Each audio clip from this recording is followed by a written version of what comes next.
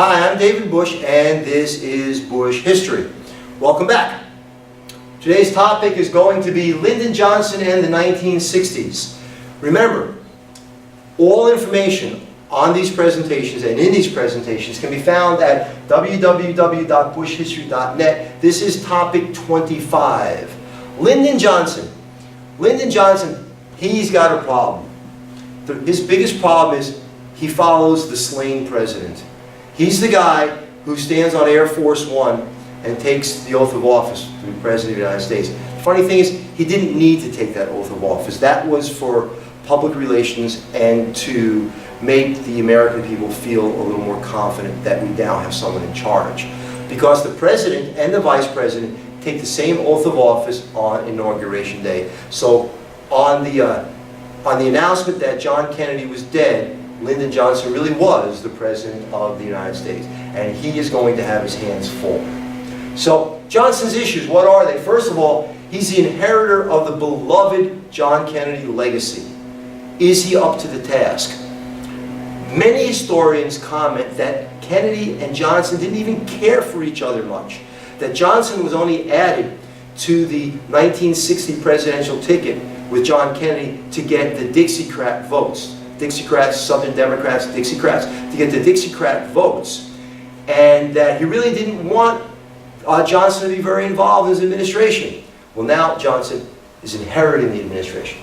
He's also going to have the Great Society and civil rights to deal with. John Kennedy's presidency was known as the New Frontier. Lyndon Johnson's presidency is known as the Great Society. And he is going to do an incredible amount for civil rights as part of his Great Society and war on poverty. He's also known for the war in Vietnam.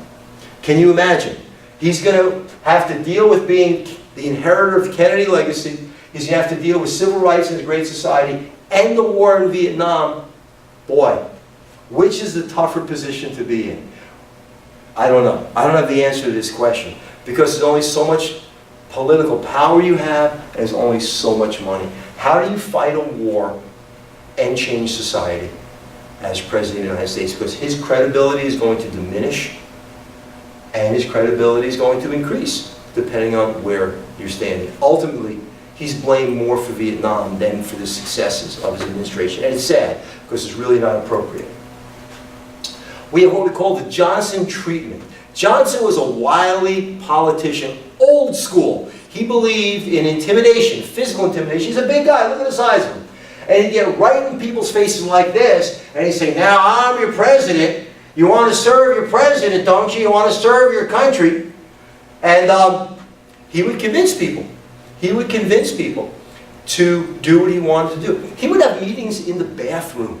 He would have meetings in his bedroom. While his wife was in bed sleeping next to him, she probably wasn't sleeping, Johnson would have advisors in the bedroom, and he'd be laying in bed or sitting up in bed in his pajamas. Now, as those advisors, or as those people meeting with Johnson, you got to believe you're probably a little intimidated and certainly uncomfortable in those kinds of positions.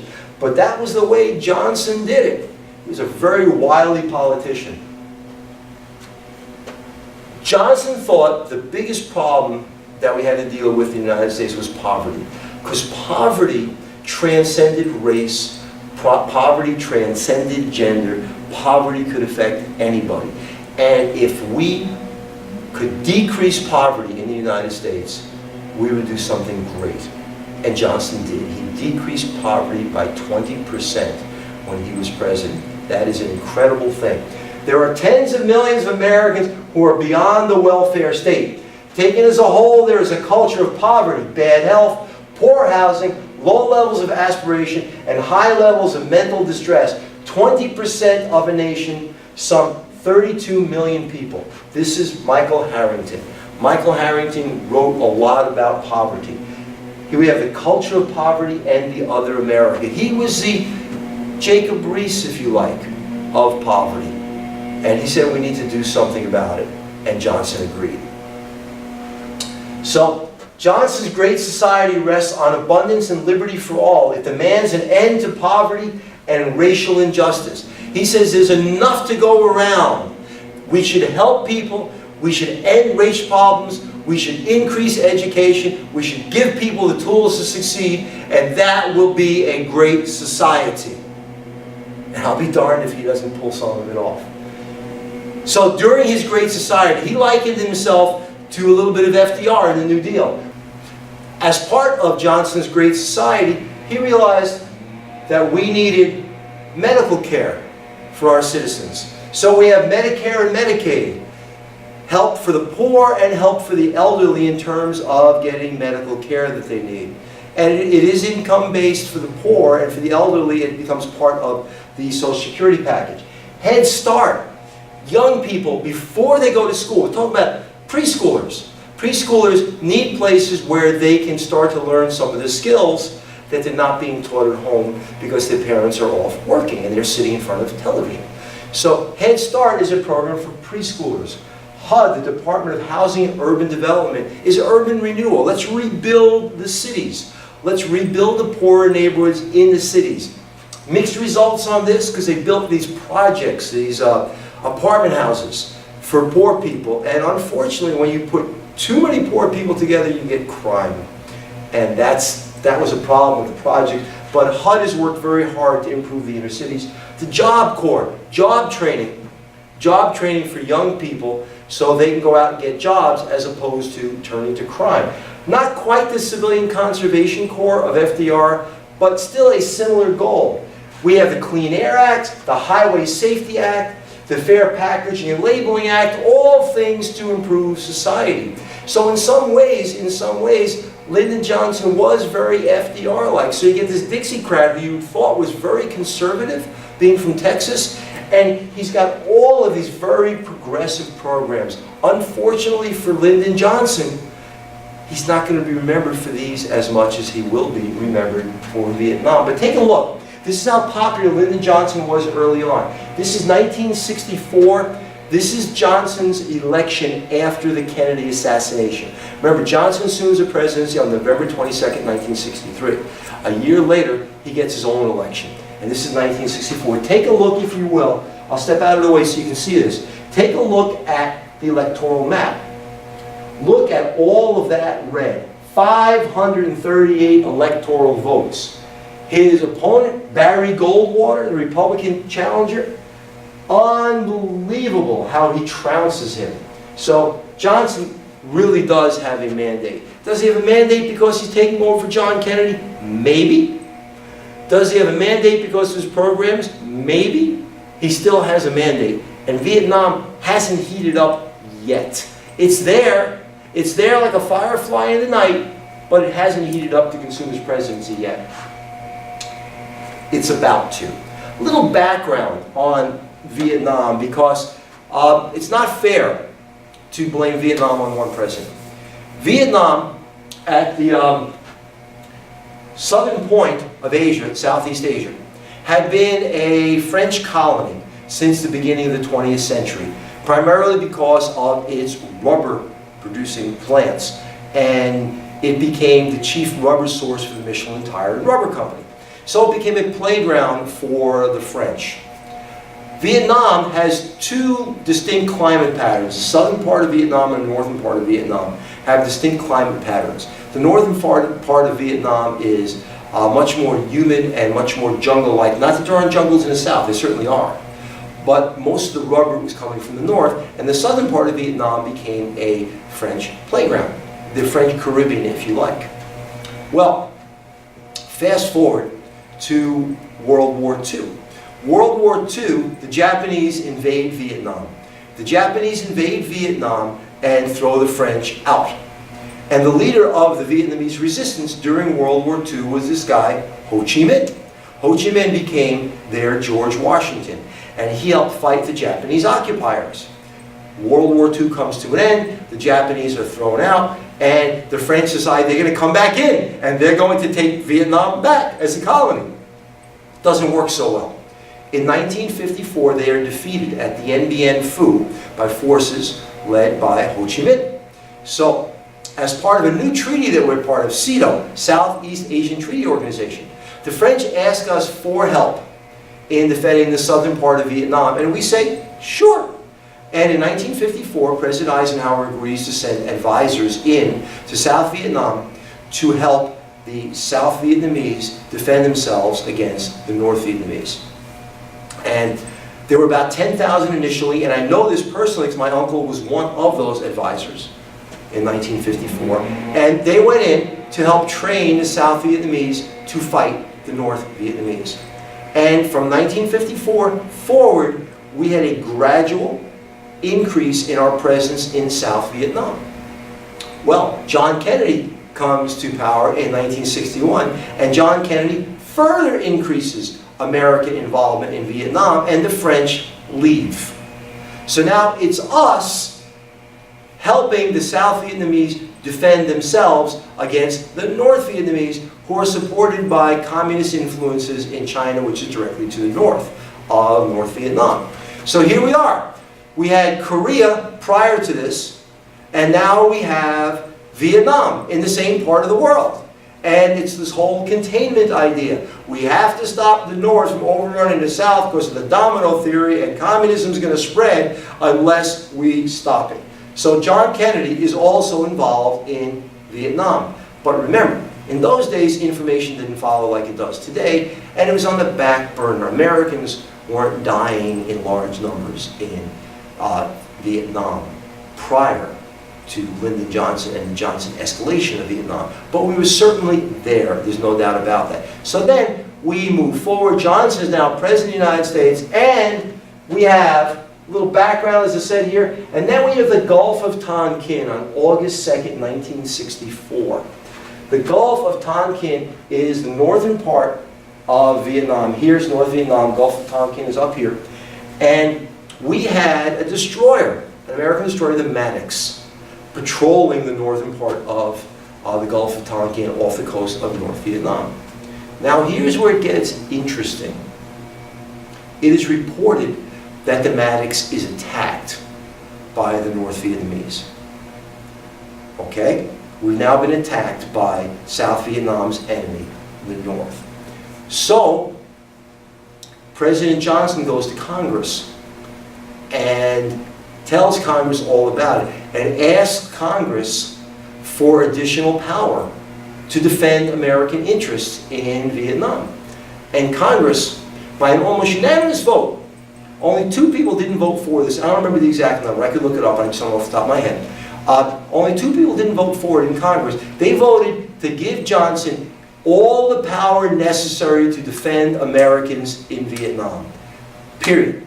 No declaration of war, just giving Johnson all powers necessary to defend Americans in Vietnam. Now, Johnson is able to fight an undeclared war. Now here's the kicker here. The kicker here is later on in something called the Pentagon Papers, released by Daniel Ellsberg in the New York Times, the whole Gulf of Tonkin incident is brought into question. And some people believe it never even happened. And it was a lie told by the American government as part of NSC 68 to increase American involvement as part of their containment philosophy, because the whole domino theory was in play here. Now, we don't know this. We don't know this. This was something that was put out there. And if it did happen that way, who lied? Was Johnson lied to? Or did Johnson lie to the American people? It's a hard question. It's a hard question to answer. In the end, it didn't matter. It didn't matter at the time because President Johnson is now going to commit more troops to Vietnam. And away we go in terms of full-scale involvement in Vietnam. So, did Johnson get us into Vietnam? No. Did he escalate us? Yes. He was told to by his advisors, the same way that John Kennedy was told by the Joint Chiefs of Staff that the Bay of Pigs was going to work. Lyndon Johnson was told, we need to send in more troops in Vietnam. So President Johnson warned the American people that North Vietnam was intent on conquering the South Vietnamese, and we have the whole domino theory. We get the Gulf of Tonkin resolution on August 7th. It gave Johnson the ability to defend American interests without a declaration of war. And that's going to mean a huge escalation. The chart on the bottom shows the American troops in Vietnam. So this is very early on in Johnson's presidency, and now we are rising. This is January of 65, and now we're rising and we're rising, we're rising to a peak strength, in the beginning of 1968 at about 500,000 men in Vietnam. And this is why they call it LBJ's war, and this is why he's hearing outside his window, "Hey, hey, LBJ, how many kids have you killed today?" Because we couldn't win. We couldn't defeat them. Johnson did not understand how our technology and our numbers was not allowing us to defeat these people running around in what some people call pajamas. We didn't understand that we were fighting a guerrilla war, and an occupying army rarely defeats a culture. So, this is an example of our tactics. We're going to bomb. We're going to bomb everything we can. Bomb them, we'll bomb the hell out of them. We should bomb them some more. People thought the more we bombed, the more chance we would win. And the funny thing was, it didn't work that way. So we went to something called Agent Orange, which was a defoliant. Defoliant meant to kill the plants. So they couldn't hide in the jungles anymore. And that didn't work. Nothing seemed like it was going to work. Because the more we bombed, the more technology we used, the more soldiers that we sent, the more resolve the North Vietnamese, with help from South Vietnamese, had that they were not going to let us win. So Johnson gives a speech at a State of the Union message in 1967 that says that we will resist and we will continue to resist North Vietnamese aggression. You don't fight a war by resisting aggression, you fight a war by destroying your enemy. But the tone had changed. The tone had changed, and the body bags were coming home, and it was called the television war. We were able to watch this war on TV. I remember distinctly, watching live combat footage on TV while eating a TV dinner as a kid. That's not the way you win a war. It's not the way you get public opinion behind you. And it is the way that Johnson's presidency was doomed. This president that wanted so much to improve society with his great society is doomed by the Vietnam War. A war that he certainly helped escalate. He didn't get us into it, but he also could not figure out how to get us out of it. Johnson hoped that the air attacks would make ground forces unnecessary. Didn't work that way. And he's now lying to the American people because we're sending more and more troops into Vietnam. If you want to click on this link, you will see a lot of really good information about the Vietnamese War. Then we get to 1968. 1968, some historians dub it as the year that everything went wrong. It starts out in January of 1968 with something called the Tet Offensive. There had been an agreement in the war that around significant holidays there would be a ceasefire. Ceasefire, two sides would not attack each other. Chinese New Year was one, Christmas was another one, and the two sides would take a rest from war. Kind of cool. Well, in 1968, during the Tet New Year, the Chinese New Year, the North Vietnamese launched an all-out offensive on cities in South Vietnam. They were coming out of the manholes, they were coming out of fruit and garbage trucks, they were coming out of the jungles. They looked like South Vietnamese police, but they were North Vietnamese guerrillas, and they were attacking all over South Vietnam, especially Saigon and the American embassy in Saigon. And it was being covered on live television. You saw American embassy guards walking around like this, not knowing what to do as they're being shot from here and being shot from there, and it was terrible. It was terrible. Now, the thing about the Tet Offensive was it failed militarily. The North Vietnamese did not win the war with the Tet Offensive. They did not take Saigon ultimately.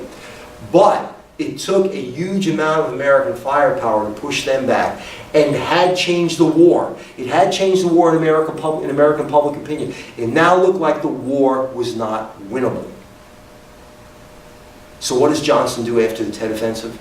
He turns around and he says, I am not going to run for re-election. I am going to concentrate on winning the war and getting us out of Vietnam. I am not going to campaign. I will not accept the nomination of my party. I will not be your president in 1969. So with American soldiers dying on the fields in Vietnam, our president is going to step down. The likely successor is thought to be Robert Kennedy. Robert Kennedy is the peacenik.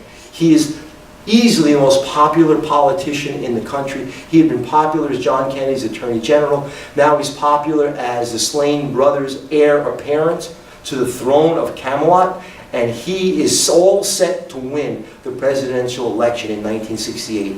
But we have to get there.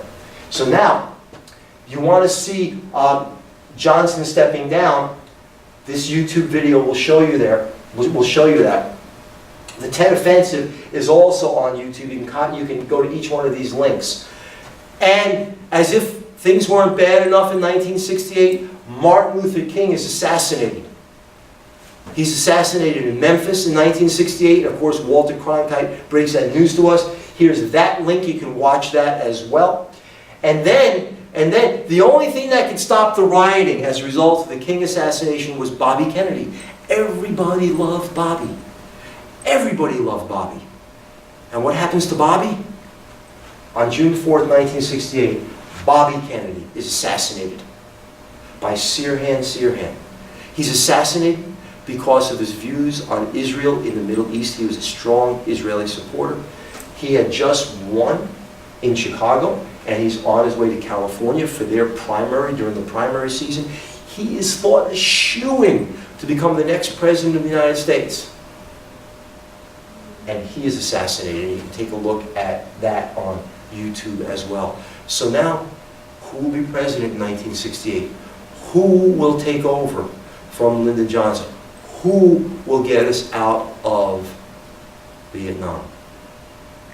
Richard Nixon is going to be elected in November of 1968 on his promise of peace with honor. Well, this is how that honorable president starts out his presidency. In the fall of 1968, just before the election, Lyndon Johnson has the basis of a peace treaty with the North Vietnamese. Well, there's a story told that Richard Nixon gets a message to the North Vietnamese that they should hold out, that they will get a better deal when he becomes president. Now, if that's true, that is horrible. But let's face it, the Nixon presidency is not known for integrity anyway. So, Richard Nixon is going to become president of the United States on a promise of peace with honor. And let's face it, the country in 1968 was going crazy. The protests were out of control. Civil rights movement was on fire on the death of Dr. King. The Tet Offensive, we thought we were not going to win this war. Johnson stepping down, Bobby Kennedy being assassinated. Richard Nixon looked like he might be able to solve this, and sure enough, he wins the presidency. During the 1960s, we had all of these movements going on. It was like somebody set the country's hair on fire and it was running around. This ultra time of free speech and free thought. It was wonderful, and it was very, very tough at the same time. We have the whole civil rights movement. I'm not going to go through all these details I did in my civil rights presentation, but this is all going on in the 1960s. We have the women's movement. Betty Friedan and the Feminine Mystique in 1963, in which she talks about the hidden potential of women and the glass ceiling, how they're not allowed to achieve their full potential in society. And Betty Friedan is going to be credited with starting the women's movement in the 1960s, with NOW, the National Organization for Women. Also related to women in the 1960s, we're getting the Equal Pay Act in 1963, which abolishes wage discrimination based on gender. The Equal Rights Amendment, first put forth by Alice Paul in 1923, which is equal rights for women in the workplace and in society, is going to actually make it through Congress ultimately, and in 1972 it's going to be passed by Congress, but the states do not ratify it. To this day, there is no Equal Rights Amendment. Some people say we don't need it, that the 14th Amendment does it. The Equal Protection Clause of the 14th Amendment. I don't know. But nevertheless, as part of the women's movement, it gains a lot of traction. We have the environmental movement kicks off also during the 1960s with people like Ralph Nader and Rachel Carson. Rachel Carson writes The Silent Spring in 1962 about springtime without birds, without insects. because of a chemical called DDT, diethylene ditrosphate, I think, DDT. I could be wrong, DDT nevertheless. Anyway, and Ralph Nader is the consumer advocate. He writes a book called Unsafe at Any Speed, in which he exposes the Detroit auto industry for wanting style and speed for sales over safety. I mean, let's face it, there were no seatbelts in cars until Ralph Nader came along. Cars, they were bullet bumpers. Bumpers with big chrome bullets on the front of them, they looked like. So if they hit somebody else, they skewered them. Cars had fins, no seatbelts and fins and no safety glass. So you'd be catapulted from your car through the windshield onto the fin of the car in front of you. Thank Ralph Nader for making cars safer. As a result of Rachel Carson's Silent Spring, we're going to get the EPA in 1970 to clean up the air and clean up the water. The hippie movement, the anti-war movement, one and the same. Hippies, tune in, turn on, tune out. That was one of the mottos.